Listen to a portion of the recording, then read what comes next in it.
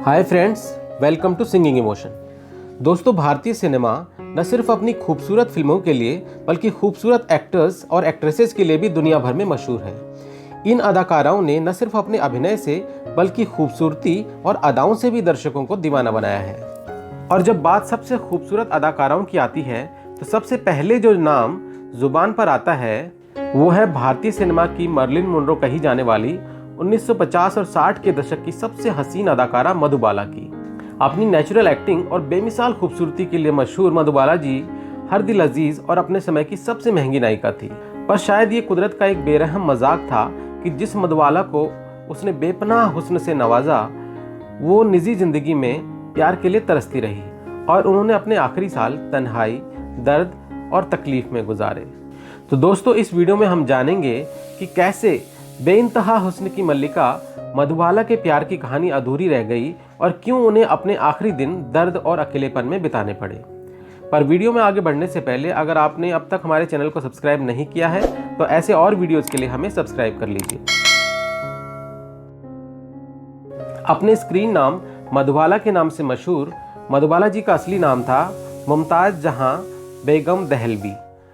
अपने 20 साल के करियर में उन्होंने 50 से ज़्यादा फिल्मों में काम किया। उनकी कुछ मशहूर फिल्में रही तराना, महल, मिस्टर एंड मिसेस 55, चलती का नाम गाड़ी, फागुन, बरसात की रात, हाफ टिकट और मुगले आजम इत्यादि। फिल्म मुगले आजम में अनारकली बनी मधुबाला की खूबसूरती को पहली बार रंगीन पर्दे पर देखकर लोग हक्के बक्के रह गए थे। मुगले आजम एक ब्लॉकबस्टर और ऐतिहासिक फिल्म रही जिसमें मधुबाला जी ने अनारकली के किरदार को पर्दे पर जीवंत कर दिया। अपनी सुपरहिट फिल्मों और बेपनाह खूबसूरती के अलावा मधुबाला जी 1950 के दशक में ट्रेजेडी किंग दिलीप कुमार के साथ अपने अफेयर को लेकर भी चर्चा में रही। दोनों ने साथ में कई फिल्मों में काम किया जैसे तराना, संग दिल, अमर और मुगले आजम। रिपोर्ट्स की माने तो दिलीप कुमार और मधुबाला एक दूसरे के प्यार में गिरफ्तार थे। दोनों ही इस्लाम को फॉलो करते थे, इसलिए शादी में मजहब की वजह से कोई अड़चन नहीं थी। लेकिन एक कोर्ट केस के चलते दोनों का प्यार शादी की मंजिल तक नहीं पहुंच सका। बात 1957 की है जब B.R. चोपड़ा दिलीप कुमार और मधुबाला को लेकर फिल्म नया दौर बना रहे थे। 10 दिन की शूटिंग कंप्लीट हो चुकी थी। अब B.R. चोपड़ा चाहते थे कि फिल्म की बाकी शूटिंग मध्य प्रदेश में हो, पर मधुबाला के फादर अताउल्ला खान ने मधुबाला की हेल्थ और सेफ्टी के चलते उन्हें आउटडोर शूटिंग पर जाने से मना कर दिया। इसलिए B.R. चोपड़ा ने फिल्म की हीरोइन मधुबाला को रिप्लेस करके वैजंतीमाला को ले लिया। जब मधुबाला के पिता ने यह सुना तो उन्होंने B.R. चोपड़ा पर केस करने की धमकी दी, तो B.R. चोपड़ा ने मधुबाला पर ही कॉन्ट्रैक्ट तोड़ने का मुकदमा दायर कर दिया। इस केस में दिलीप कुमार ने B.R. चोपड़ा के हक में गवाही दी और मधुबाला केस हार गई। यूं तो इस घटना से दोनों के रिश्ते में दरार आ चुकी थी, पर फिर भी दोनों एक दूसरे से शादी करने को तैयार थे। लेकिन मधुबाला जी ने शादी के लिए एक शर्त रखी कि दिलीप कुमार उनके पिता से एक बार इस घटना के लिए माफी मांग ले। उसे मैंने खोला ही था कि साथ ही मैंने अपनी बर्बादी की आहट भी सुनी। पर बहुत समझाने पर भी दिलीप कुमार सॉरी कहने को तैयार नहीं हुए और अंत में दिलीप कुमार साहब का सॉरी न कहना ही दोनों के ब्रेकअप का कारण बना। दिलीप कुमार से ब्रेकअप ने मधुबाला को बुरी तरह तोड़ के रख दिया था और वो इमोशनली काफी हर्ट हुई थी। दिलीप कुमार पर लिखी एक किताब की माने तो मुगले आजम के एक रोमांटिक सीन की शूटिंग के दौरान दिलीप कुमार और मधुबाला एक दूसरे से बात तक नहीं करते थे।